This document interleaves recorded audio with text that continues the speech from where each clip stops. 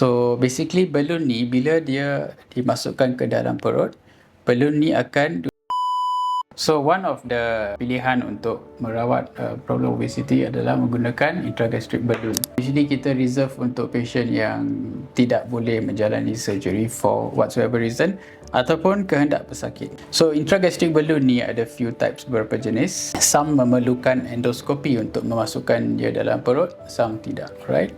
So the one example I have here, ini dinamakan balloon daripada Allurion. So basically balloon ni bila dia dimasukkan ke dalam perut, balloon ni akan duduk dalam perut and it will occupy space. Dia akan mengambil tempat, ruang dalam perut. Ruang yang biasanya diambil oleh makanan kan.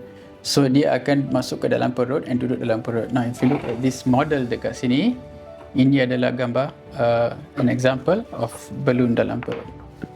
So bila balloon duduk dalam perut ya, dia akan memenuhi perut. So first thing patient akan rasa sensation of being full. Dia akan rasa kenyang.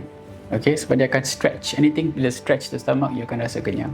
Second, dia bila balloon duduk dekat sini, the time for makanan bila you makan untuk melalui balloon dan keluar akan semakin lama. So it will extend the gastric emptying time. That means you makan sedikit pagi sampai petang malam you rasa kenyang. You tak rasa lapar. So you're not going to eat lunch, evening ke dinner. You know. So dia akan daripada makan sedikit, you akan rasa kenyang untuk lama.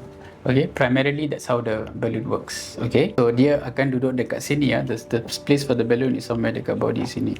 Now this is example of what it looks like. Okay. Balloon dia size seperti ini. And bila dimasukkan ke dalam perut. So that's all. It just looks like this. Plastic or silicone and mengandungi air cecair di dalam. Okay. Now for this particular balloon, ini yang sangat mudah untuk gunakan. Dia hanya perlu ditelan sebelum dia inflated. Before we inflate the balloon, it looks like this. Seperti satu pil saja. Okay, pil yang kecil. So ini pil ditelan and sambil minum air. So pil ini akan masuk ke dalam perut and tube yang halus ini akan mengikut balloon. So bila balloon sudah sampai ke perut, of course kita akan buat dengan X-ray atau fluoroscopy. And then bila kita dah confirm kedudukan this balloon di dalam perut dekat sini, and then kita akan inflate. Tube yang halus ini akan keluar daripada mulut. So doktor akan inflate cecair dalam sini. So bila inflate cecair, balloon ni akan kembang. Dan dia akan jadi macam ni. So bila dah jadi, tube halus ini akan dikeluarkan. Okay, so it's very simple nak masukkan balloon. So this kind of balloon tidak perlu dikeluarkan, dia akan keluar sendiri. That means lepas usually 4 bulan, lebih kurang 4 bulan, dia akan deflate. Dia akan pecah sedikit, dia akan deflate and dia akan keluar dalam najis. So it's simple, straightforward. So dengan balloon ni berapa banyak berat yang dapat hilang? Usually dalam lingkungan 15% daripada jumlah total body weight, that means jumlah berat badan. So katakan berat badan 100 kilo, you should be able to turun sampai 85 kilo. Okay, so balloon ini tidak boleh digunakan sebagai sole method, that means satu cara saja. Ia harus be accompanied by diet and exercise. Now diet ini bermaksud pilihan makanan. So balloon ni akan restrict intake, means dia akan mengawal jumlah yang boleh masuk ke dalam perut, right?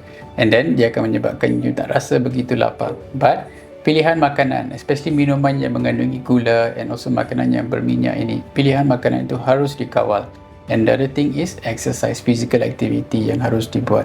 So when you come, kita selalu ada recommendations for physical activity, what type of exercise yang akan bagi results yang bagus. So dia harus conjunction with the diet dengan exercise, baru you get a good result with the balloon. Because lepas balloon keluar, this diet and exercise harus sambung. You have to continue this diet and exercise.